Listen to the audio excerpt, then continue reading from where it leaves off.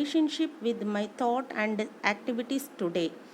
Goethe once said that such historiography relieves to a degree from the heavy burden of the past.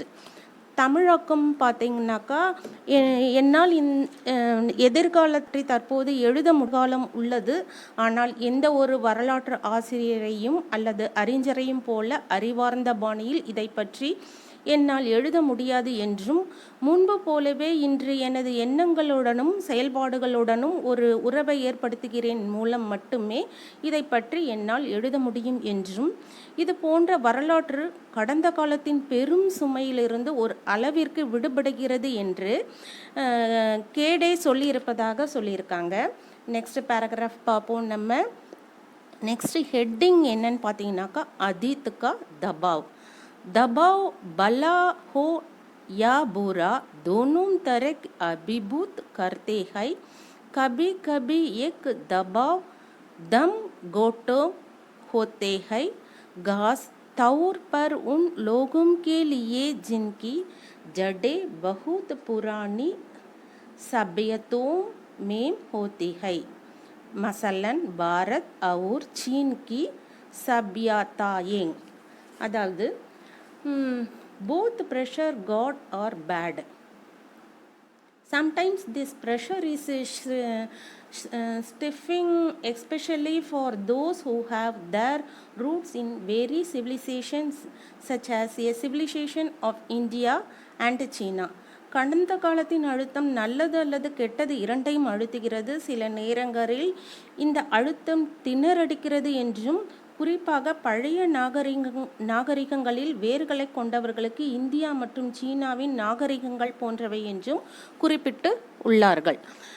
மேலும் ஆகிர் மேரி விராசத் கியா high, मैं किन बातों का उत्तराधिकारी हूँ, क्या उन सबको जिस मानवता ने दसियों हजारों साल के दौरान हासिल किया, उसकी विजयों के उल्लास का, उसकी प्रजाओं की दुखद यंत्रण का, मानव के औरत अंग्रेज साहसिक कार्यों का जिनकी शुरुआत युगों पहले हुई और जो अब भी जारी है और हमें आकर्षित करती है.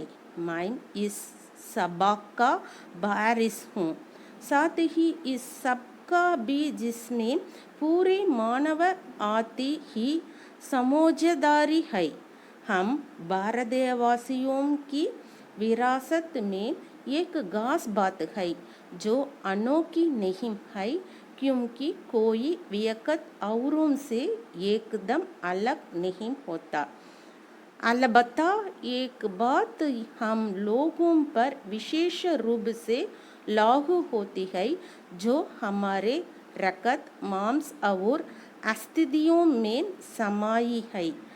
इसी विशेषता से हमारा वर्तमान रूप बना है और हमारा भावी रूप बनेगा. What is my legacy? What do I inherit? Is all that humanity achieved over the course of tens of thousands of years. The euphoria of these victories, the tragic torture of his defeats, the astounding adventures of human beings that began age ago and continue to attract us. I am there here to all this as well as everyone in whom the whole human race has a partnership. There is a special thing in the heritage of Indians which is not unique because no one is completely different from others. However, one thing is especially applicable to us which is embodied in our blood, flesh and bones.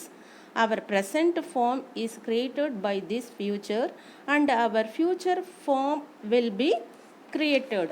தமிழில் என்ன சொல்லியிருக்காங்கன்னு பார்த்தீங்கன்னாக்கா, எனது மரபு என்ன, நான் எதை பெறுவேன், பல்லாயிரக்கணக்கான ஆண்டுகளில் மனித குலம் அடைந்ததா, அவரது வெற்றியின் பரவசம், அவரது தோல்விகளின் துக்ககரமான சித்திரவதை பல ஆண்டுகளுக்கு முன் தொடங்கிய மனிதர்களின் வியக்கத்தக்க சாகசங்கள் மற்றும் தொடர்ந்து நம்மை ஈர்க்கின்றன. இவை அனைத்திற்கும் வாரிசு நான். அதேபோல் ஒரு முழு மனித இனத்திற்கும் ஒரு கூட்டு உள்ளது. இந்தியர்களின் பாரம்பரியத்தில் ஒரு சிறப்பு விஷயம் உள்ளது. இது தனித்துவமானது அல்ல.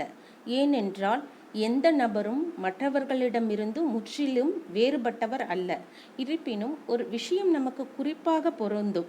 எதுவென்றால் நம் இந்த இரத்தம், சதை மற்றும் எலும்புகளில் பொதிந்துள்ளது.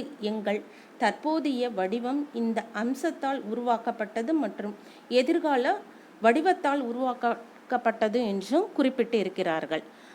Next page. इसी विशिष्ट विरासत का विचार और वर्तमान पर इसे लागू करने की बात एक लंबे अरसे से मेरे मन में घर किए है। मैं इसी के बारे में लिखना चाहता हूँ। विषय की कठिनाई और जटिलता मुझे भयभीत करती है। मुझे लगता है कि मैं सत्य और तौर पर उसका स्पर्श की कर सकता हूँ। The idea of the specific heritage and the matter of applying it to the present has been in my mind for a long time. This is what I want to write about. The difficulty and completely of the subject terrifies me. I think I can only touch it superficially.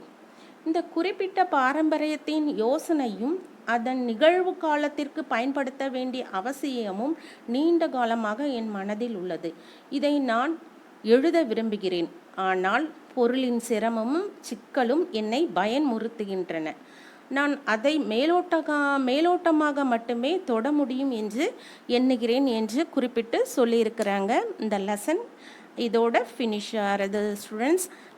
அடுத்த இதில் நம்ம question ஆன்சரை ஒரு 5 question இருக்குது, அதை read பண்ணி நல்லா study பண்ணிக்கிடுங்க.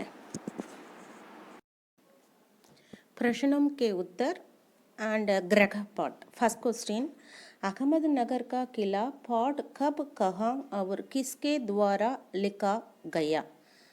Answer, Ahmednagar का किला पाठ अहमदनगर किले में बनती रूप में रहे पंडित जवाहरलाल नेहरू द्वारा अप्रैल 1944 को लिखा गया।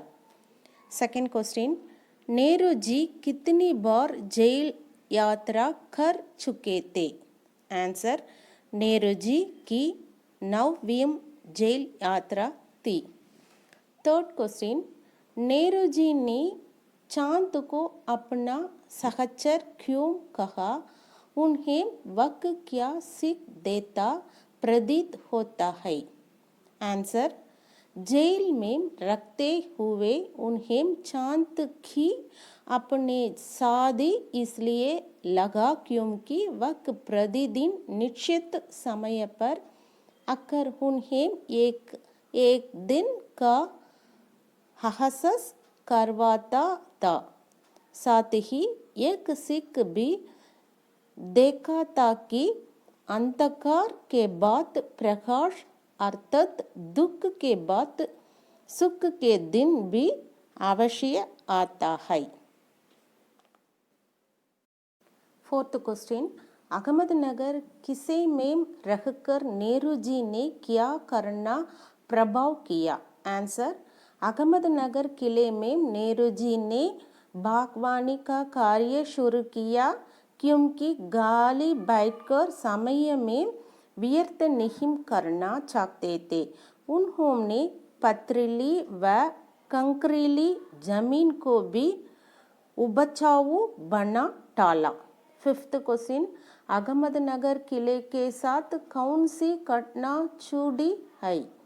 आंसर, अहमदनगर किले के साथ साहसी चांद बीवी की घटना जुड़ी है जिसने अकबर की शाही सेना के विरोध हाथ में तलवार उठाकर अपनी सेना का नेतृत्व किया, लेकिन बाद में उसके अपनी ही एक आदमी ने उसकी Hadya, Kar, Di.